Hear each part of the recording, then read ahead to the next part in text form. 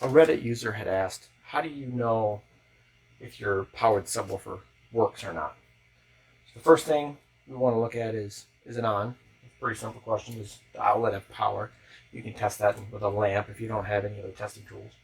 Next thing to check is the fuse. There's going to be a small little glass fuse. You want to make sure that that glass fuse is the right voltage, the right amperage. There's going to be a little label that says T 2.5 amp, 250 volts.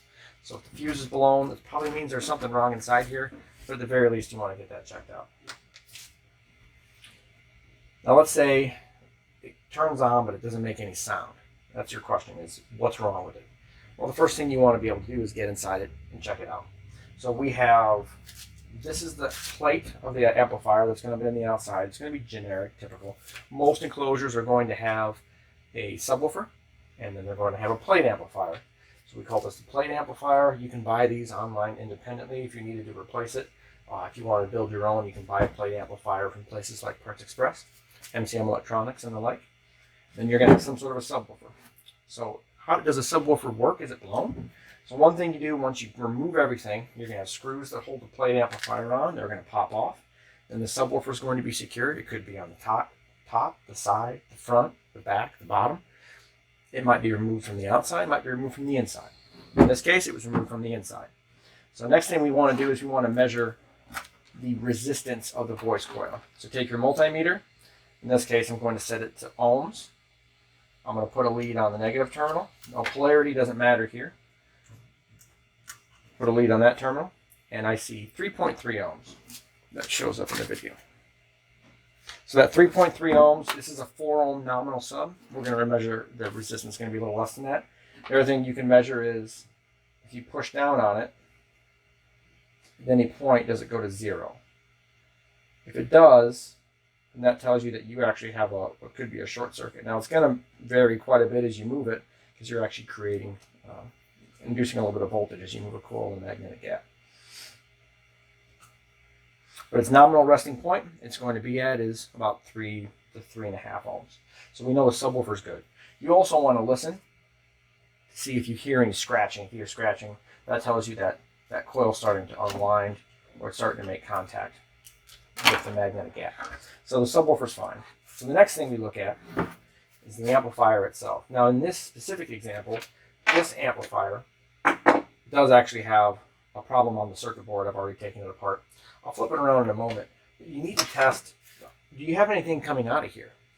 So you're using your home theater subwoofer, or home theater receiver maybe, but using a temporary cord, you can plug this into your phone and see if you can get any signal out of it whatsoever. Now some have low-level inputs, some have high-level inputs. Those are actually different spots on the circuit board. You could actually have a problem with the LFE input, but the stereo audio is fine, or the high level's fine and the low level's not. You can check those out as well. Make sure your level's turned up if you're not getting any sound. You also have an auto and an on button. So make sure that if you're on auto and you're not getting a turn on signal, this is basically looking for voltage and looking for an audio signal coming into the amplifier. So if it turns on, the light turns on, and the subwoofer's fine, you need to test this. Just simple things and making sure level's up, auto versus on, force that thing on, give it a couple different input signals if you can. Now once you flip this thing around, you're going to find some pretty basic components inside any one of these amplifiers. We have the AC inputs in the switch, we have the power transformer itself, and then we're going to have two different boards. We're going to have the low voltage control board. This is the RCAs and the line levels and the resistance, pretty basic low voltage stuff. Then we're going to have the actual amplifier section. So of this whole thing, the only actual amplifiers inside here are what's attached to this little heatsink right there. So these are two little MOSFETs, and this is basically what's providing all of the amplification. So we look at our capacitors on the circuit board. We look to see what our failure problem is. This was also, so it was cutting in and out. It was having a variety of problems. I may or may not repair it, or I might just scrap it for parts. We'll see.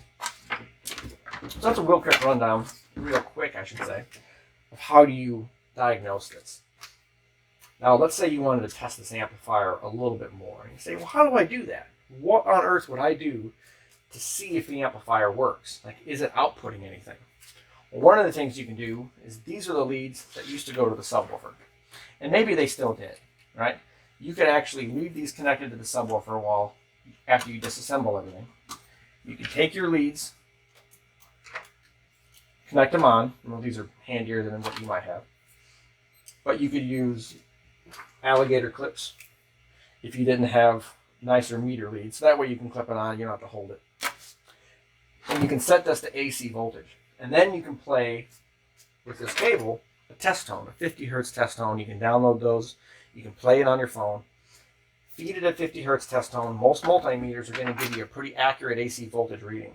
And then you can vary your level and see, do I get a varying AC voltage out? So you can test the amplifier section that way. You can test the woofer as I showed you before. If you have any other questions on ways you can troubleshoot stuff like this, just let me know.